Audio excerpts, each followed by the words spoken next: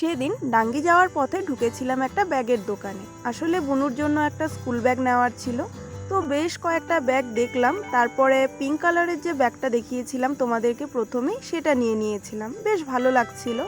তারপর তো ক্লাসে চলে আসি, আর আগের দিন যেহেতু ঝড় হয়েছিল, এসে দেখি মেঝের মধ্যে পুরো জল আর জল।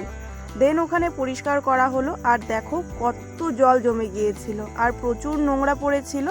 তো ওখানে পরিষ্কার করতেই মোটামুটি আধ ঘন্টার উপরে চলে গিয়েছিল। এই যে দেখো কত নোংরা জমেছিল। এই যে লক্ষ্মীর ভাঁড়টা আমার হাতে দেখতে পাচ্ছ, এটা মা জমিয়েছে। বিশেষ একটা কারণে জমিয়েছিল। ওই যে বলে না, সময় সব সময় একরকম থাকে না। তো এখন একটা ইমার্জেন্সি কাজের জন্য বাধ্য হয়ে এটা দেখো কাটতে হয়েছে। মোটামুটি অনেকগুলো টাকাই কিন্তু মা জমিয়ে ফেলেছিল। এখানে টোটাল 7,000 7,500 টাকার মতো ছিল। যাই হোক, কি আর করার, এরকম ইমার্জেন্সি সিচুয়েশনের জন্যই তো হাতে টাকা জমানো।